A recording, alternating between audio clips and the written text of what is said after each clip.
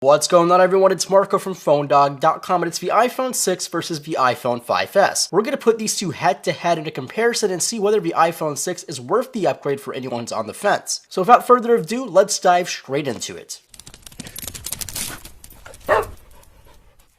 Alright, so chances are you own the iPhone 5 or 5S and you've been contemplating whether or not to drop your cash on a brand new iPhone 6. Well, if you're still on the fence, let's first take a look at one of the main reasons you might want to buy it, the size bump. As all of you know, the iPhone has been stubbornly on the smaller side of the mobile world for almost all of its life. Only being at 3.5 inches and 4 inches in the past 7 years of its life, it's only now 8 years after the original introduction of the iPhone when Apple has pushed the display to 4.7 inches on the iPhone 6 and a whopping 5.5 inches on the 6 Plus. Comparing the front of the iPhone 5S and the 6 doesn't seem too bad, but it makes a huge difference when you turn that display on. While it may have the same pixels per inch, everything just seems a little nicer on the larger display. Plus, you can display more content, have more room to type, and that 4.7 inch size of an iPhone feels just great in the hand, and it's almost a sweet spot for phones these days. On the iPhone 5S, things are pretty small on its 4-inch display, but it definitely was a one-handed iPhone, and the 6 still is for some people. Design-wise, the iPhone 6 and 5S look like two completely different products. Alright, so they are both black slabs, and there's only so much you can do with that, but the differences between the squared-off edges of the iPhone 5S and the rounded aluminum edges on the iPhone 6 make radical differences. Gone are the chamfered edges and the hybrid mix of glass and aluminum of the iPhone 6,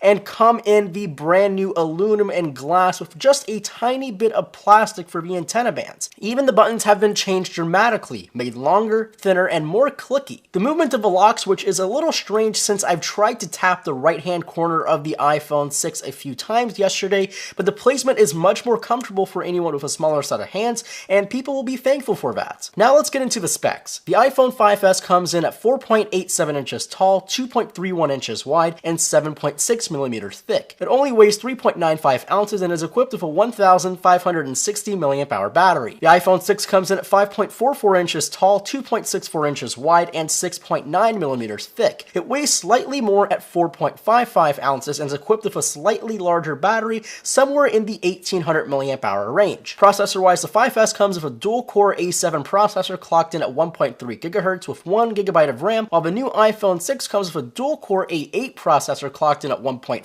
GHz with the same amount of RAM. Plus, NFC is now available on the iPhone 6. Now, reports claim that the NFC will only work with Apple Pay and nothing else, and so far that's been the case. Now, let's go a little bit deeper into the displays of both of these devices. The iPhone 5S has a 4-inch Retina display with 1136 by 640 pixel resolution. The iPhone 6 has a 4.7-inch Retina display with 1334 by 750 pixel resolution. Both of these achieve the same exact pixels per inch at 326. The display on the iPhone 6 feels much more dialed in. The colors are more vibrant, the colors are more accurate, blacks are nice and dark and deep, while whites look almost pure white. Compared to the iPhone 5S, the 6 has the better setup display. Now it's on to the camera. The iPhone 5S came equipped with an 8-megapixel camera rated at f2.2. It was a 5-element lens setup that had features like slow motion video, 1080p video, time-lapse, plus it had this true tone flash that mixed the colors of the flashes to achieve the best flash photo. The 6 also has an 8-megapixel camera with the same aperture rating. The big difference here is the addition of focus pixels built right into the sensor, similar to the same technology found on the Canon 70D. It too will shoot slow motion video, but now up to 240 frames per second, and 1080p video, but now up to 60 frames per second. It also has the same true tone color flash setup, but man, is that cheap looking on the iPhone 6. So apart from those changes, the iPhone 6 and the iPhone 5S share a lot of the same features. The iPhone 6 just does it in a tiny bit better way. For example, the 5S and the 6 all have a motion coprocessor, but the 6 has an additional barometer sensor which measures things like altitude gained. But that's the big differences between the iPhone 5S and the iPhone 6. If you ask me, the design, the size, and the display are all enough for me to upgrade. Now, it may be a bigger iPhone, but I'm completely okay with that. It's the bigger iPhone I've wanted, and I finally have it. So that's been a brief comparison between the iPhone 6 and the iPhone 5S. Make sure to leave your comments below. If you have any questions, send them my way on Twitter. I'm at PhoneDog_Marco. Make sure to give this video a thumbs up, and if you haven't already, subscribe for more content. And as always, my name is Marco Hanna from PhoneDog.com,